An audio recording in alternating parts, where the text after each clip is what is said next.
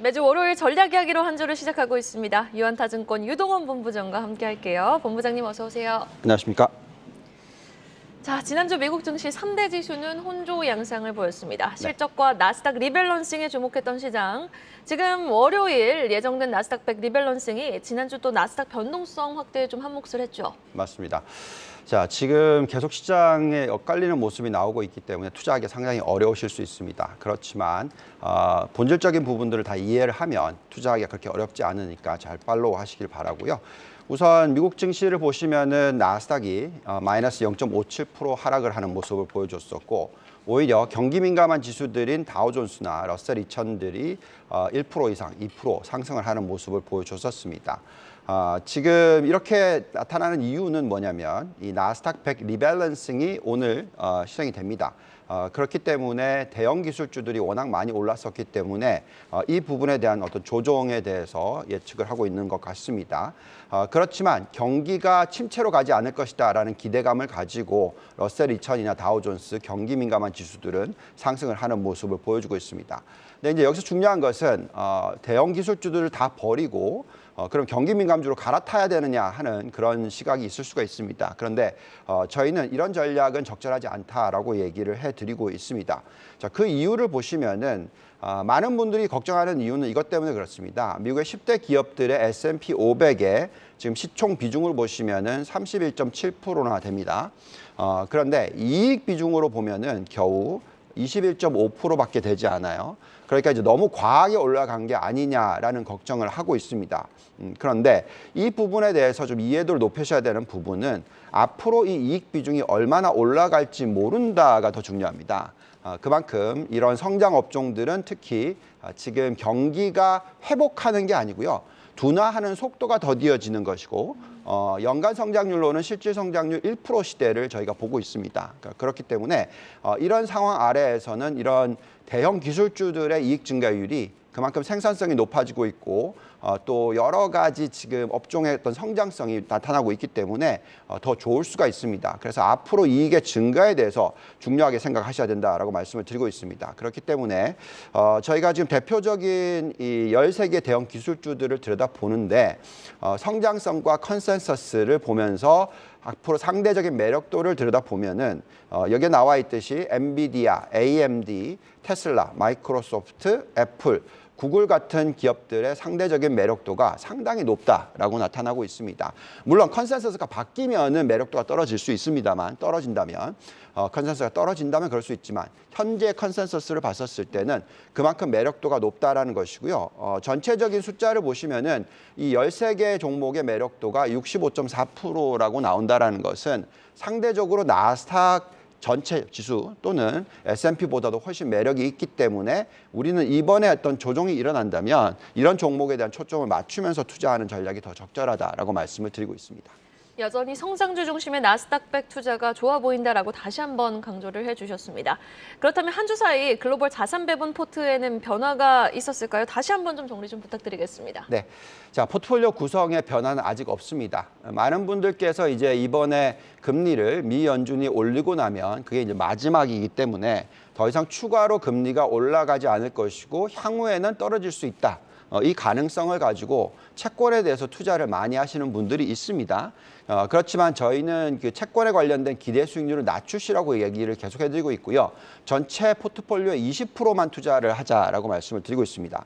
반면에 주식의 비중은 70에서 80% 정도 투자를 하자라고 말씀을 드리고 있는데요.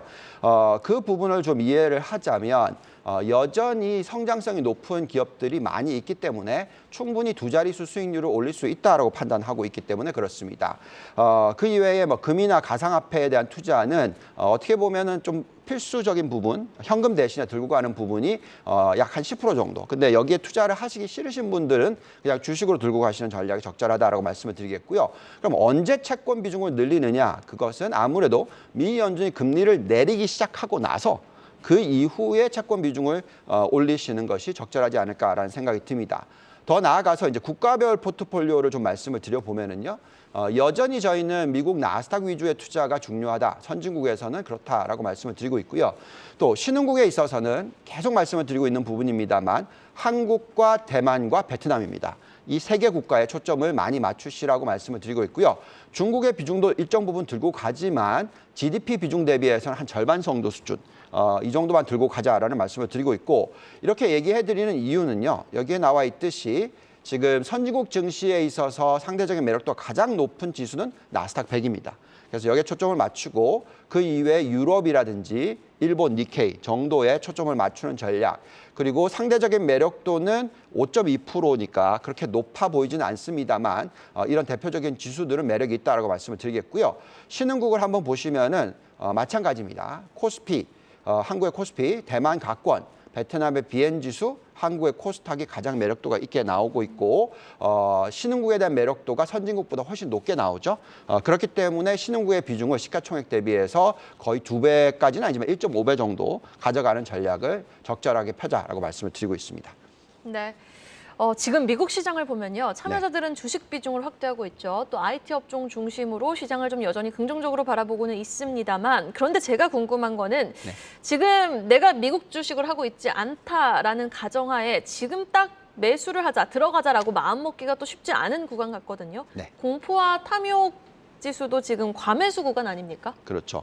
자, 그런 걸 보고 있으면 상당히 헷갈리죠. 그래서 어떻게 투자해야 될지 잘 모르겠다라고 생각하실 수가 있습니다.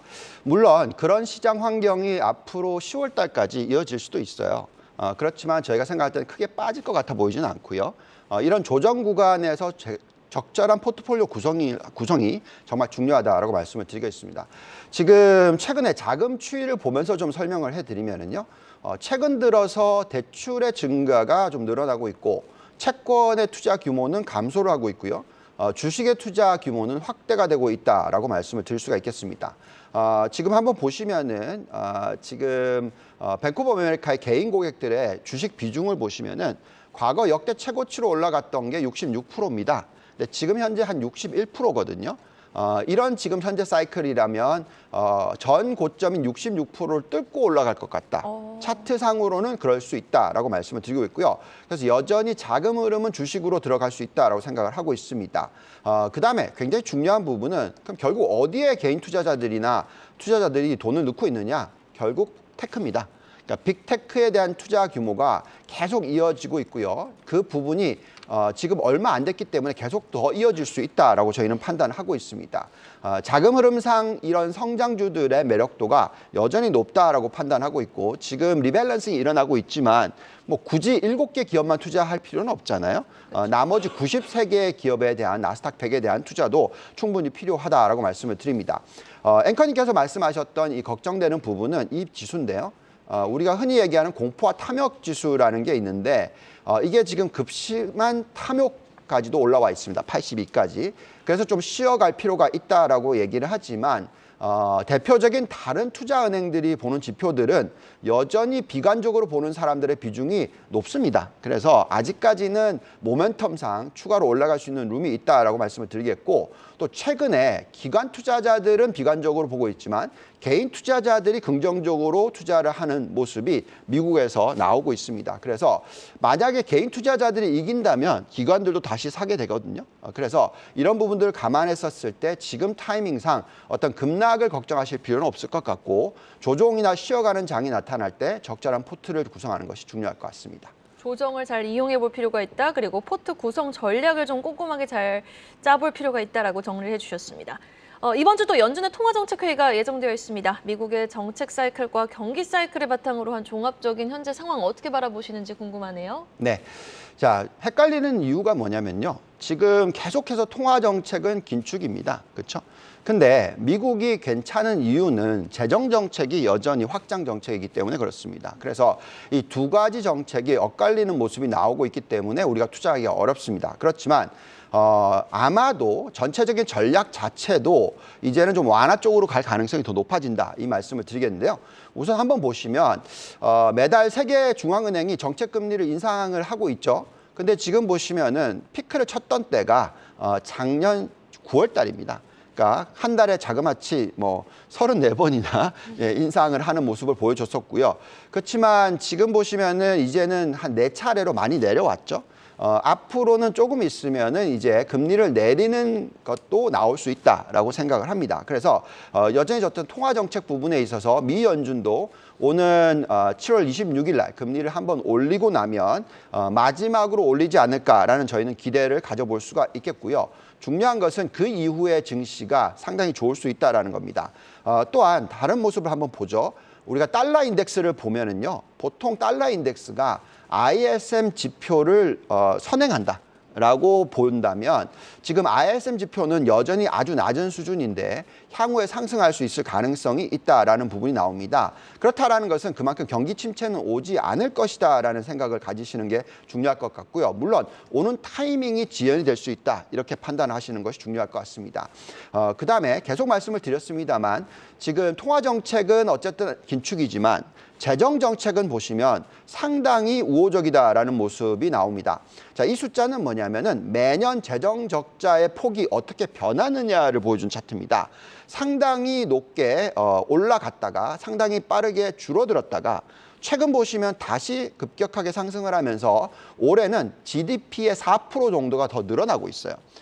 그렇다라는 것은 그만큼 재정을 풀고 있기 때문에 이건 무슨 얘기냐면 전체적인 유동성이 아주 풍부하다기보다는 집중이 필요하다는 거죠. 선택과 집중이 필요한 건데 정부가 집중적으로 부양하고 있는 그런 산업에 대해서는 관심을 가지셔야 되는데 그것이 바로 성장주들이 많다라는 말씀을 드리겠고요. 그 다음에 이제 중요한 것은 이제 마지막으로 금리를 올린다면 마지막으로 금리를 올리고 나서 95년부터 2000년 사이클에는 나스닥이 자그마치 533%나 올랐고 S&P 500은 200% 올라갔습니다. 2006년에서 2008년에는 그런 모습이 아니었고요. S&P 500이 32%, 나스닥은 40%만 오르고 시장이 끝났어요.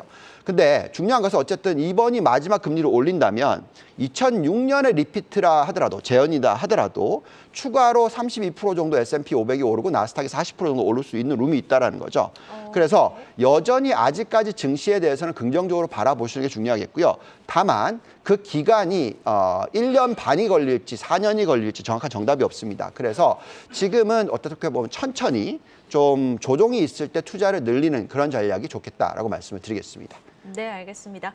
자, 그럼 미국 주식 업종별 투자 포트의 이상적인 비중도 한번 체크해 보도록 하겠습니다. 여전히 반도체 AI 중심의 IT 업종의 비중이 가장 높은가요? 네, 그렇습니다.